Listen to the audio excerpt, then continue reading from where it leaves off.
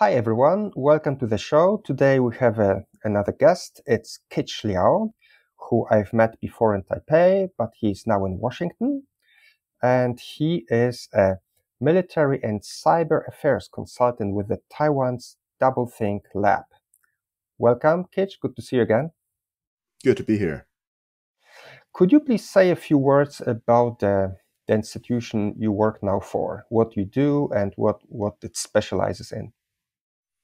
So Doublethink Lab basically began as an institution to look into the information operations conducted against Taiwan from China.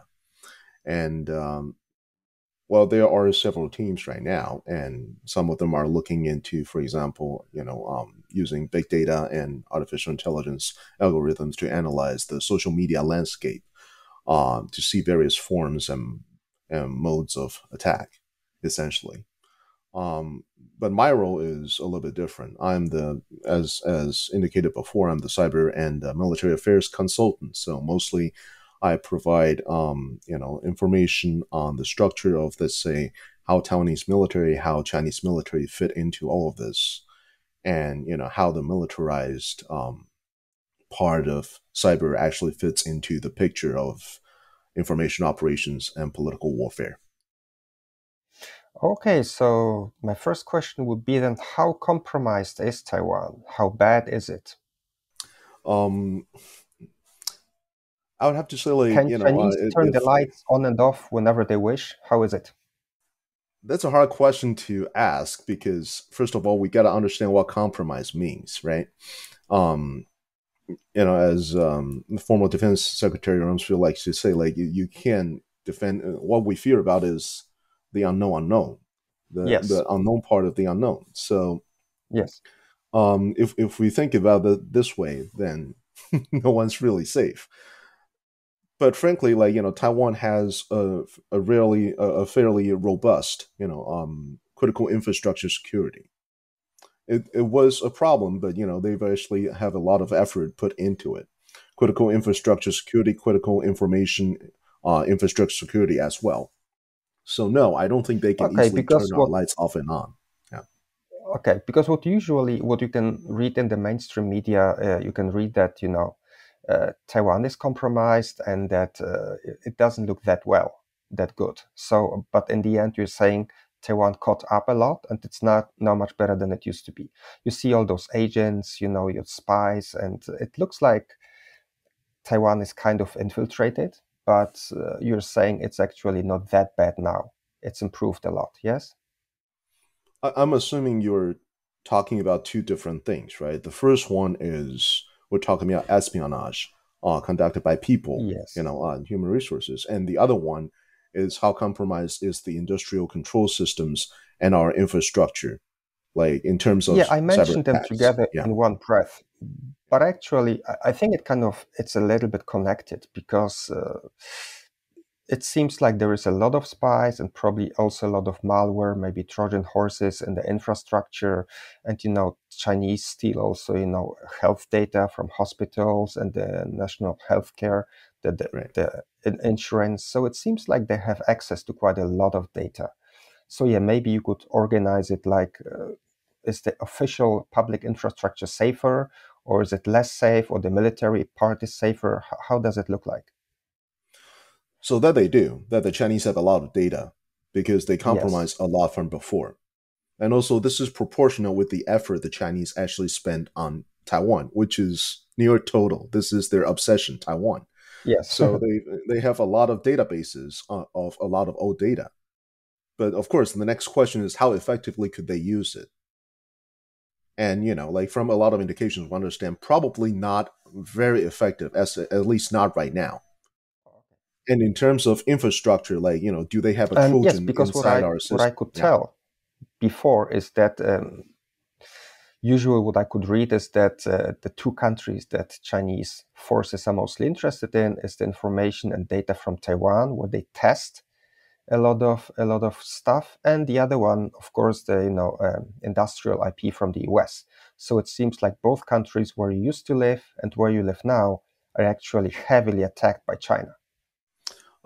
Yes, and also like in terms of attacking Taiwan, they have a further advantage in that social engineering against Taiwanese targets are much easier. It's easy to find people who speak Chinese who understand the Yes. slangs. Yeah, and a lot of the time, social engineering is a numbers game, just like just like cybercrime, e-scamming, so everything like that. So. Okay, so one more question here, because you said Taiwan caught up and it's better. So did Taiwan do it on itself, or was there some maybe help from the US side and some cooperation with this regard? So the thing is, like, if you look closely at what the Taiwanese government is doing, it's not as inept as people think. Taiwanese people are very hard on their government. But the thing is, like, if you look at the past 20 years, there is a plan to basically shore up infrastructure security and how we actually look at cybersecurity from all 8 different sectors. That's how we basically like classify things. And yes, toward the end, especially right now, starting from a few years ago, I believe, when the Department of Homeland Security over here in the United States first have their CISA, right, the Infrastructure Security Agency.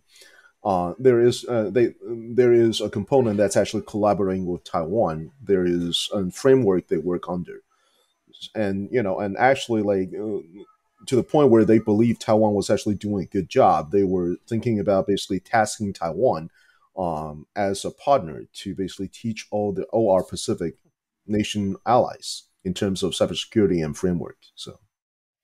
Okay, so that's some great news. I have a question related also to the American support, not only with regard to the IT field, but I think that last year there was information that the US also stepped up its human presence, like there is more Marines, some training with Rangers, and there might be even Americans stationed in the Pratas and the Coast Guard.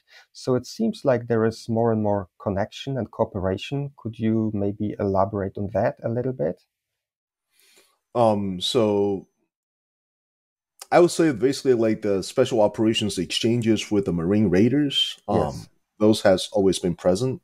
They basically come here every year or every other year. Um, but it was not advertised before. I think the change that people are asking right now is why the disclosure. Used to be this is very sensitive topic. They do it on the download. They want to do it because they want to improve their skills, but they don't want to talk about it. Okay. And the disclosure, yeah. So the disclosure, we don't know what's actually going on, right? Even if it does, then we're not allowed to talk about it. The disclosure, the discrepancy between what the Ministry of National Defense in Taiwan is saying and what the DoD is denying. I think this is the part where people could focus on. It's a subtle change in posture that may signify more. Okay. I would like to shift now a little bit to this, what we also talked once some time ago about the Raytheon radar on the hills around Taipei. How valuable is it now? Because when it was built, it covered whole Asia. It could detect North Korean missiles. I wonder, have the Chinese caught up a little bit in the meantime with regards to the technology? Is it still their best radar in Asia, or is it not the number one, or are the Chinese closer to catch up with Taiwan? Oh, China knows about the radar, no doubt. Yeah, Since the yeah, first day, sure. since they were being built, it is an early warning radar, and mostly it's against ballistic missiles. So from public disclosed data, we know it provides Taiwan with, at the very least, 7 minutes of warning.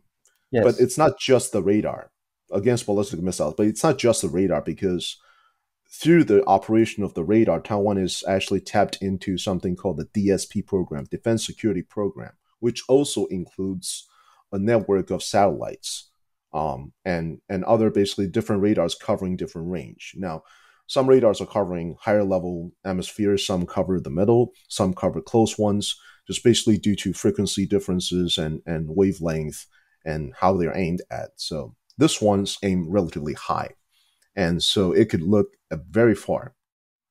But the complication when we actually first got the radar, and that accounts for a lot of media reports on why it costs so much more, is that we also want some warning against low-level threats like cruise missiles. And so, to answer your question, whether this is still applicable and useful during the current situation, I would say more than ever, because it is, granted, it is very weak, it is very vulnerable. If the war ever broke out, it's going to be the first target to go. But what you get it for is everything leading up to the war. You want early warning, you want Okay, I advanced understand. warning, and also during gray zone situations, you want your situational picture. Okay, so another question. We often hear in the media about the superiority of the PLA and their commitments. So I'm wondering what holds China so far back from attacking Taiwan? Like after the 20th Congress, Party Congress at the end of the year, do you think they would be more committed? Like, would they shift into a higher gear and it's more likely that Taiwan would be annexed? What do you think? Um, so first of all, the reason we're hearing all this hype is because it's part of the tactic to demoralize Taiwan, demoralize Taiwanese military, Yes, demoralize Taiwanese people. And the reason they are focusing on this is because it's their job. I know it sounds stupid, but one of the primary missions that the PLA founded for was basically taking back Taiwan. That has yes, been their obsession, and to that end, um, they are they are currently building up their forces to do that, and it's not easy because I'm sure, as many of your guests has talked about before, amphibious warfare in and of itself is extremely hard, and nothing like this has ever been done since Normandy, and it's actually gonna be a lot more difficult than Normandy. Like to this yes, day, one of the interesting analogies people like to make is if you put the U.S. Marines on this job, and then you put the Army and Air Force behind them to do it, they will be a lot more conservative than what the Chinese are saying right now. And the Chinese military, the People's Liberation Army, is nowhere as capable as the US military in terms of doing this job. So that should give you some context as to how hard this is. There's never any guarantees in war. You know, friction is everywhere, and when it comes to basically taking Taiwan, even according to their own operational plan, it's extremely risky. They basically need to be able to establish a foothold with very little force. And with very little force, they need to establish a foothold. They have very little supplies to basically, to continue their operations. They could sustain about, basically everybody who go on shore carries about 48 hours of supplies. That's standard for military, 1 to 2 days with you, and then you need your second echelon units to come. A lot of uncertainty here, and within a week you better already have a port, and that's also their plan. And this plan, as we've seen in Ukraine, plan like war is where plans go to die. So, yes. and I don't think they actually Yeah, have very good contingency plans. Yeah. the question, the background is that actually people say time is on China's side because they develop more, they get more equipment, they train better, they have, let's say, more and more carriers. But on the other hand, we could say it's on Taiwan's side because Japan, Australia, they are more and more interested in helping Taiwan. So what I'm saying is that it's not only the US. Actually, there is two other countries that express interest in protecting Taiwan and saying that it's in our national interest that Taiwan stays as it stays.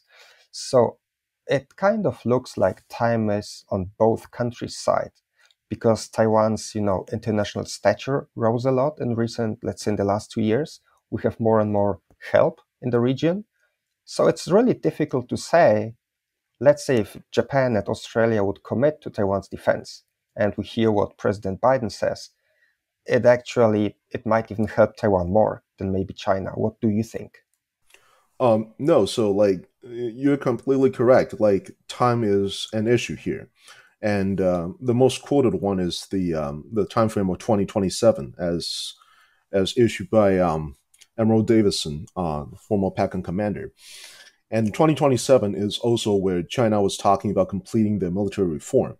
So people think that's a high point of danger because there's always talk, there's always analysis that the Chinese economy might be slowing down. And the first thing you have when the economy is slowing down is that people are not getting as attractive job as they want. So you have talents moving from more lucrative areas like investment or commercial sectors into government sectors. And we've seen this. We've seen this in PLA recruitment. They're getting more high quality recruits. You have jet pilots with 2, 3 different PhDs or masters from Tsinghua, from top tier universities. And so this is an advantage for the military in the short term. But in the long term, when the economy can't keep up, your military investment is going to go down. So there is a high point where you reach your maximum military potential. But also the other point you were talking about, the US is just beginning to actually get the coalition defense of Taiwan together, including potentially Australia, potentially Japan, and all the other US allies in the area. And the US Marines and other branches are also in the midst of basically transforming into a posture that's more suited for great power competition. And that takes time. The time frame we see right now is at the very least 2030, according to all their plan. That's why it's called Marine Force 2030, right? And so, as you can see, there is a period which if we're looking at purely capability wise, it would probably be better for the Chinese to take action along that area. So that's why we're talking about the 2027 timeframe. Yeah. One thing I also wanted to ask about is we often hear about those spoiled single boys, and both in Taiwan and in China. And people say, yeah, that it would be difficult for the CCP to send those single sons to the war. And yeah, we hear that they are weak and spoiled. So what do you think? Is this really a factor? Because on one hand, you have nationalistic Chinese. On the other hand, the Taiwanese, they would be defending their own turf.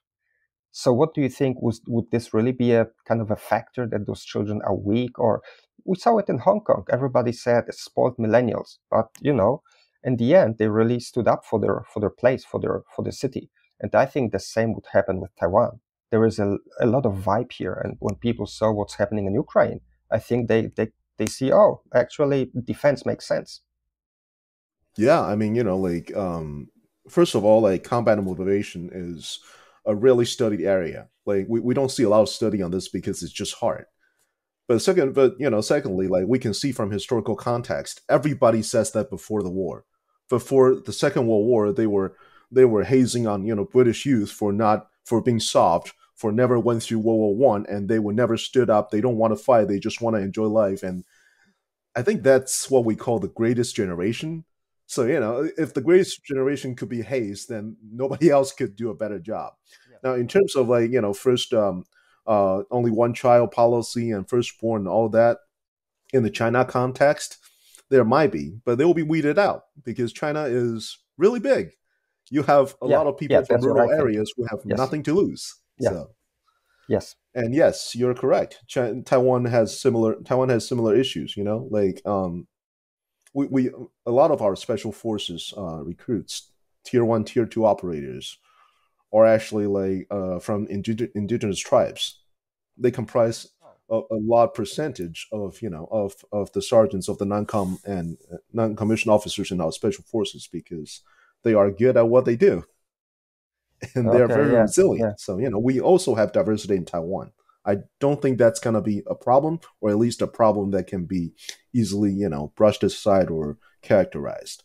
It's a more complex problem. So good. Then to wrap it up, my last question would be: when you left Taiwan and moved to Washington, what was for you maybe the biggest difference or surprise when, listening to the narrative here and then to the narrative in Washington? What is the difference in the perception of this problem, of the whole issue? Like the different point of view from Taiwan, maybe different from the US? I think there's a great disconnect between discourses in Taiwan and in DC. Okay. Primarily through this, pardon the phrase, right, game of Chinese telephone. What's said in DC is being reported, is being interpreted, is being understood in Taiwan is very different from where the context originates. Sometimes, and most of the times, it's being taken out of context. It's being used for political purposes, it's being seen as more important than it is.